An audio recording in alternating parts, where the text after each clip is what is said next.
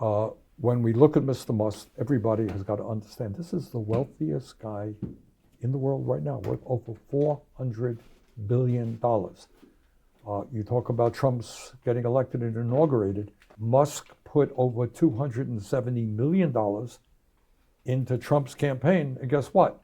He's now the most important person in government. What does that sound like you? Does it sound like a democracy, a government of the people, by the people, or for the people? Or is it really an oligarchy doing the bidding of the very richest people? All right, that's number one. What is up, everyone? In this clip from the Brian Tyler Cohen show, we have Bernie Sanders, who just obliterated Elon Musk with hard facts. At least that's what we're here to find out. Musk has positioned himself as the billionaire for the people, but is that really the case? Or is he just another ultra-rich guy rigging the system in his favor while pretending to be a champion of free speech? That's exactly what Bernie Sanders answers in this clip. So let's get into this clip where I'll be giving you my unfiltered opinion, as always.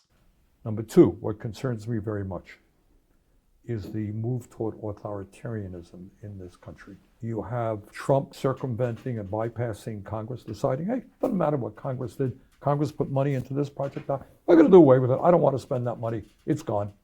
And that means programs for low-income, working-class people going to be gone. Fortunately, the courts are beginning to put a stop to what he's doing. But that is what he wants to do. Well, you don't have a democracy if you circumvent the legislative body. And then he's going after the courts. You heard J.D. Vance saying, well, the courts don't have a right to stop what the president is doing. No, really? I mean, that's what 100 plus years of American jurisprudence has been about. So you got oligarchy, and then you have this movement toward authoritarianism. Now, to answer your question, what is the goal? What is the end goal here? The end goal of oligarchy is to make the richest people who are already phenomenally rich even richer. So how do you do that? Well, you do that through massive tax breaks. Well, where do you get the money to provide trillions of dollars of tax breaks?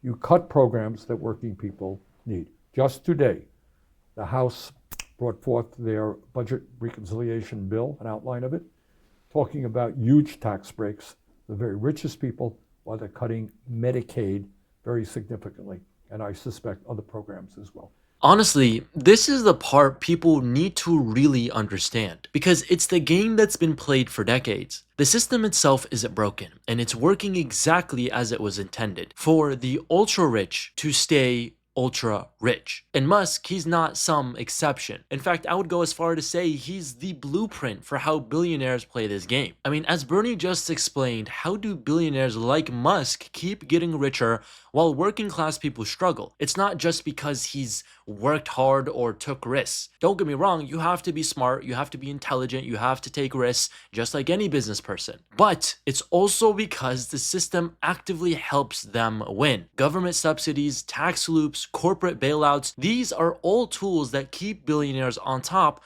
while the rest of the people fight over scraps. Tesla, one of Musk's biggest companies, has received billions in government subsidies. Literally billions. While the same government tells struggling Americans to pull themselves up by their bootstraps. If regular people fail, they're blamed for making bad choices, but when billionaires fail, they get bailouts, handouts, and tax breaks. And the tax system? Don't even get me started. Musk himself has paid $0 in federal income tax some years. Zero. Meanwhile, the guy making $50K a year is seeing money taken out of every single paycheck. And somehow, Musk is the victim. The guy who could burn $1 million a day for the next 1,000 years and still be rich. When we talk about taxing the rich, people freak out like Musk is gonna be out here panhandling on the streets. Relax. No one's saying we take everything, and in fact, I don't think anyone's saying we take a lot. I think what people are saying is, hey, maybe billionaires should pay at least the same tax rate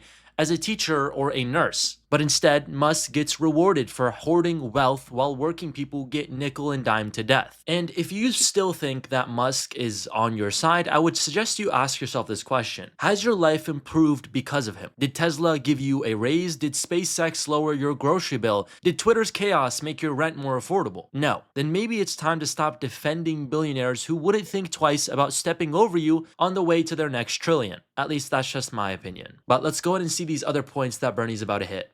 So you're asking me, are they going to cut costs for working people? No, they're not. They're going to give tax breaks to the rich, and they're going to make massive cuts in programs that working families desperately need. Well, to that point, Senator, the Republicans just released their budget plan, and they're seeking a $4 trillion increase in the debt limit, and that would offset $4.5 trillion in tax cuts. Ryan, could that possibly be true? The Republicans who've been telling us for years what a big concern it is that we have a large national debt, they want to increase the national debt by $4 trillion, right? And obviously they want to do that to feed the hungry and to house the homeless and to make sure that everybody has health care, right? Well, maybe not. I mean, it is so ugly and so ridiculous. What they want to do is to increase the national debt. They want to cut Medicaid and other desperately needed programs for working people. To do what? To give massive tax breaks primarily to the wealthy and large corporations. That's what this whole thing is about. Just keep your eyes on the prize. That's what it's about. Well, you know, a lot of the branding, a lot of the messaging that Republicans have been putting forward is that they're cutting waste, fraud, and abuse. And so they immediately go after USAID, they immediately go after the Consumer Financial Protection Bureau. And so what does it say that while they're nickel and diming these programs, which by the way, as far as the CFPB is concerned, that's a program that costs $800 million a year, returned $21 billion to consumers who've been ripped off by predatory banks. You look at USAID, 0.5% of the budget delivers essential programs like clean water, food for refugees, HIV prevention, and helps us with soft power around the world. And so you have these massive benefits for a fraction of the cost, and that's to nickel and dime us out of those programs. But when you're looking to pass tax cuts that would cost us $4.5 trillion, apparently that's totally fine. I think as a nation, we've got to take a deep breath. I think you framed the question exactly right. Look, is there waste in every government program? Yeah, there is. Is there waste in every corporation? Yeah, there is. But what they will do is use the issue of waste to kind of destroy entire programs. In terms of USAID, you make very important points. This is a program which is keeping hungry children alive, treating people who have HIV and other preventable diseases. And in terms of quote unquote soft power, what it means is that all over the world, people are saying, thank you, Americans. Thank you for keeping us alive, for feeding our children, for giving us some housing.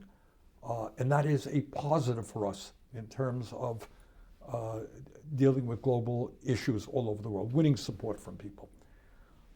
Going after the Consumer Financial CFP, I always get the initials wrong. Consumer Financial Protection Bureau, CFPB. All right, this is something that protects consumers from predatory banks.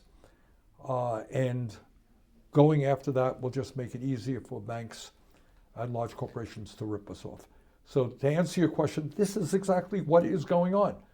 When there are programs that help desperate people, we kill them.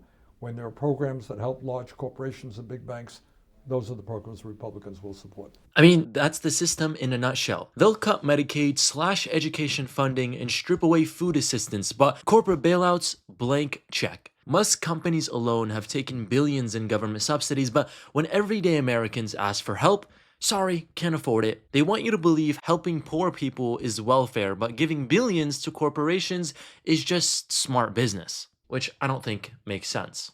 So then what's your message to Trump supporters who voted in this election because they believed, after listening to Trump, that it was a referendum on high prices, on the cost of goods, and yet instead of lifting a finger to do anything to mitigate the cost of high prices, they're instead focused on stripping programs to give them the pretense of cutting waste while at the same time delivering yet another handout to millionaires and billionaires? What I would say to Trump supporters are two things. Focus not on what Trump says, but what he does. And what he's going to do is cut programs that you and your families need. Do you really think it's appropriate to cut Medicaid substantially? Those are families, your families, may not be able to get the health care that they need. Your mother may not be able to get into the nursing home that she has to get into because Medicaid pays a substantial part of that. We're going to do away with aid to students who want to go to college. Your kids are going to have to go more deeply into debt when we cut back on higher educational programs. So the other thing that I would say is that if you are an honest conservative, you believe in the Constitution of the United States. You do not believe that the richest guy in the history, in modern history, can go around unilaterally cutting programs that were authorized by Congress. So if you're a Trump supporter and you're a working class person, understand that they're going after you. And if you believe in the Constitution and democracy, they're also trying to undermine that. Awesome. And this final point is actually an amazing point because a real conservative should be all about constitutional principles. You know, limited government, checks and balances, and not letting billionaires buy influence and make their own rules. But that's exactly what Musk is doing. And the people who scream about the Constitution are suspiciously quiet when it benefits their guy. I mean, the Constitution literally says that Congress controls the budget, not the president, not billionaires, and definitely not corporate interests. But what happens when billionaires pour hundreds of millions into elections? Do you really think the politicians they support are making independent decisions? Of course not. They answer to their donors, not the people. And look, I get it. People like Musk because he says he's for free speech and against wokeness. But talk doesn't really mean anything. Just because he tweets like an outsider doesn't mean he isn't playing the same exact political game as every other billionaire. The only difference is he's convinced people he's one of them. But spoiler alert, he's not. Musk isn't fighting for you, he's fighting for his own power and influence just like every other oligarch in history. So if you actually believe in the Constitution, if you really believe in democracy and a government that works for the people, not just billionaires, then you should be just as critical of Musk as any other political elite because he's playing the same game and of course he's winning. The only question is, are you okay with it? Of course, that's my unfiltered opinion. As always, I would love to hear what you guys think down in the comments below if you agree or disagree with the points that I made. If you think Musk is doing too much or if he's just fine where he is, let me know down in the comments. Be sure to give me a like and subscribe and we'll see you guys in the next one.